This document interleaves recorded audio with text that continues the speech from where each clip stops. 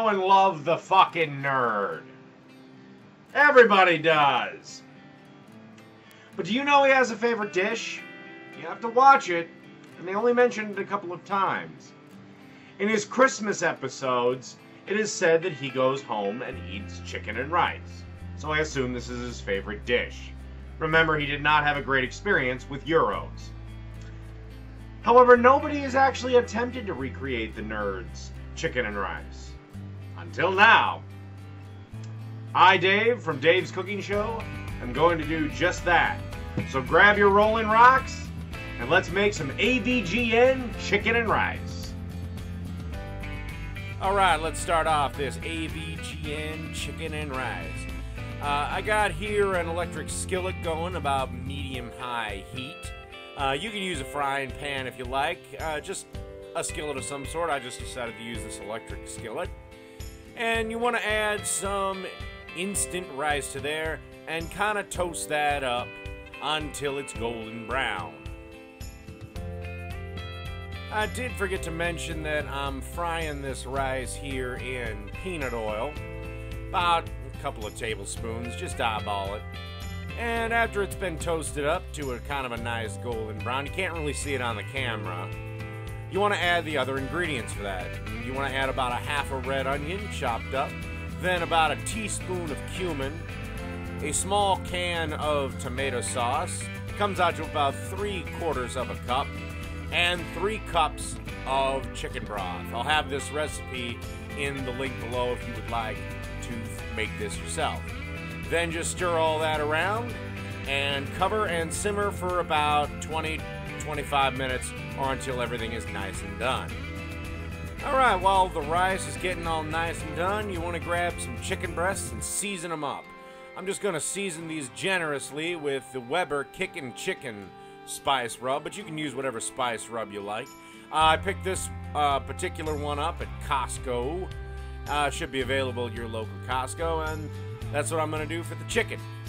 And while this chicken is getting ready, let's take a look at some of my personal favorite AVGN episodes. Wow, it's like you get to play the games on a CD. Check out the graphics. Full motion video, opposed to video that isn't full motion. 64 simultaneous colors, 12.5 megahertz processor. Holy shit, this thing is total fucking garbage. How would you like... These games suck Baragon sweaty ball sack. I'd rather get an electric shock from sucking Mechagodzilla's mechanical wiener. These games are shit, drizzling out of the smog monster's rancid putrid a-hole.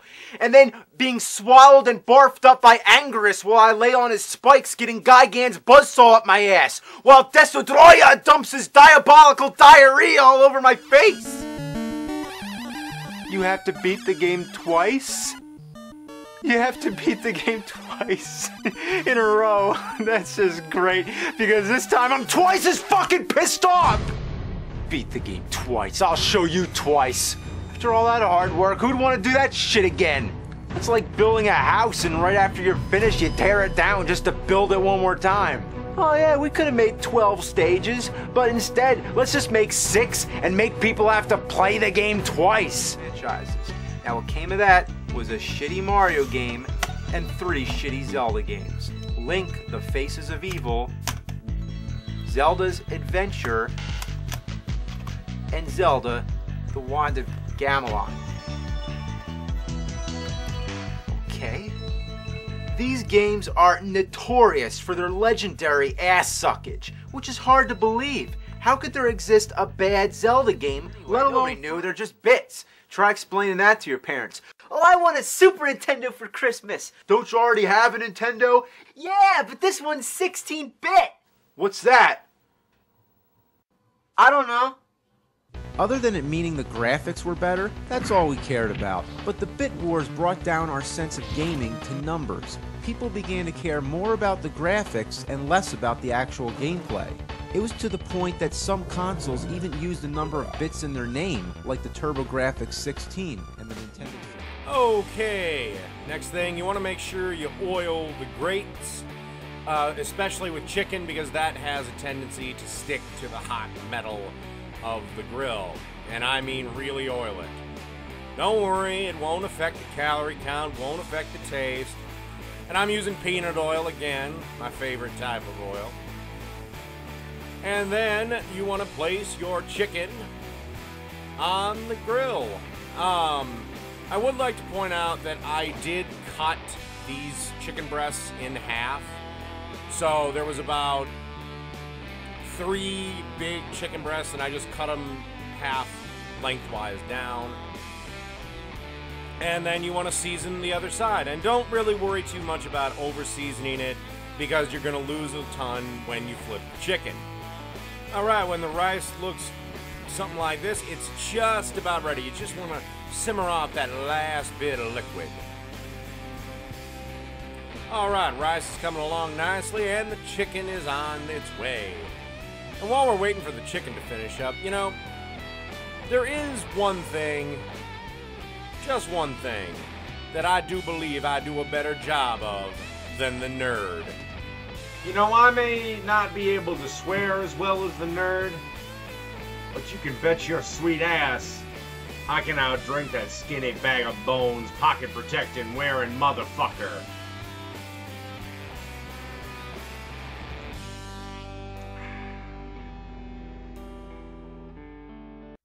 While you're pondering which one of us can outdrink the other, let's plate up the AVGN chicken and rice. You want to take one of the chicken breasts and place it like so on the plate. Cut kind of like that. You can get that effect by holding the knife at an angle and running it through the meat. Man, that looks good already. Then you want a spoon, a couple of good spoonfuls of the rice. And there you have it. AVGN chicken and rice. Done. Well, there you have it. The Angry Video Game Nerd's chicken and rice. Hey, nerd. What do you think of the dish? Man, it's just a bunch of fuck. It's a pile of cunt. Fuck, shit, fuck, cunt.